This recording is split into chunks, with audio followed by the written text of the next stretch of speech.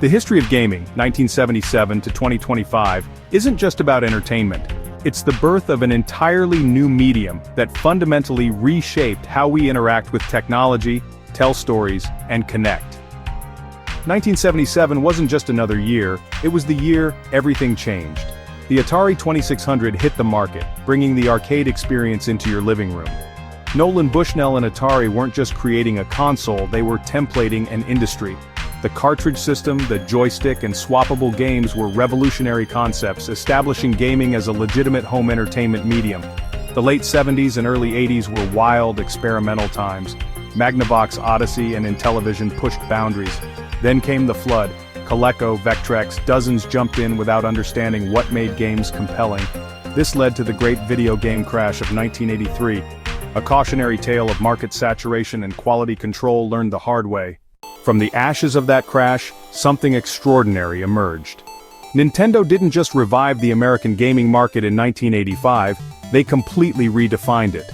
The Nintendo Entertainment System was more than a console, it was a philosophy. Shigeru Miyamoto's design approach, with intuitive controls and progressive difficulty, created Super Mario Bros., a game that sold systems and taught a generation what video games could be. Nintendo understood that hardware is only as good as its software. The Nintendo seal of quality wasn't just marketing. It promised games would meet high standards. This was revolutionary thinking in an industry reeling from shovelware and poor quality control. The late 80s brought legendary franchises still thriving today. The Legend of Zelda introduced open-world exploration and non-linear gameplay. Metroid offered atmospheric storytelling and ability-gated progression. These weren't just games, they were design philosophies influencing developers for decades. Then Sega entered with the Genesis in 1989, sparking our first real console war. Sonic the Hedgehog wasn't just a mascot, he was a statement. Sega declared, "Nintendo is for kids, we're for the cool kids." This competition drove unprecedented innovation. The 16-bit era, often called gaming's golden age, and for good reason. The Super Nintendo and Sega Genesis pushed each other to incredible heights. We saw games like Super Metroid, perfecting atmospheric storytelling without a word. Chrono Trigger, showing JRPGs could have multiple endings and time travel that made sense. And Street Fighter II, which didn't just create the fighting game genre, but the competitive gaming scene itself. But what's truly fascinating? Games became art. Super Mario World was a masterclass in level design, every screen crafted with purpose. The Legend of Zelda, A Link to the Past, created an adventure game template developers still follow. These games had soul, personality, and respected the player's intelligence. The fierce competition between Nintendo and Sega benefited everyone. Sega's Genesis Does What Nintendo Don't campaign was a direct challenge, pushing both companies to innovate. We got blast processing, Mode 7 graphics, and sound chips producing music that still gives us chills today. Then came 1995. The Sony PlayStation obliterated existing paradigms. Sony understood what Nintendo and Sega missed. The future was 3D and on compact discs. More than powerful, PlayStation fundamentally changed gaming. Ridge Racer showcased polygonal graphics. Resident Evil proved games could be terrifying. Final Fantasy VII demonstrated emotionally complex stories. These weren't just technological achievements, they were cultural milestones. The Nintendo 64 responded with innovations. Its analog stick was key to 3D movement. Super Mario 64 launched the console and established 3D platforming's language. Ocarina of Time Z-targeting solved 3D camera control so elegantly it's still used today. But Sony also had a key advantage. They courted third-party developers unlike Nintendo. They offered better terms, easier tools, and treated developers as partners, not supplicants. This strategy paid off. The late 90s and early 2000s ushered in online connectivity, forever changing the gaming landscape. While PC gaming had experimented with multiplayer for years, consoles finally caught up. Dreamcast pioneered built-in internet, but Xbox Live truly defined how online gaming should work. Halo 2 was more than just a game. It was a social platform. No longer confined to single-player or local multiplayer, players connected globally, forming communities and competing in ways never before possible. This was the dawn of gaming as a social medium. World of Warcraft launched in 2004, proving online gaming could be collaborative, persistent, and addictively engaging. While MMORPGs existed, WoW brought them to the mainstream like EverQuest and Ultima Online never did. The PlayStation 2 became the best-selling console not just for its games but as a DVD player. Sony understood consoles were evolving into entertainment hubs.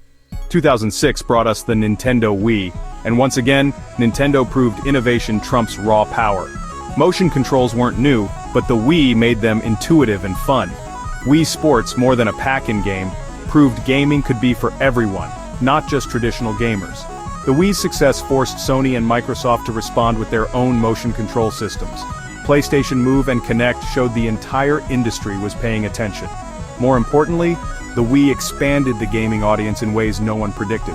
Suddenly, nursing homes hosted Wii bowling, and grandparents played video games for the first time. This era also saw the rise of indie gaming. Xbox Live Arcade and PlayStation Network gave small developers access to console audiences for the first time. Games like Braid, Castle Crashers, and Super Meat Boy proved you didn't need a massive budget to create compelling experiences. The iPhone in 2007 changed gaming forever.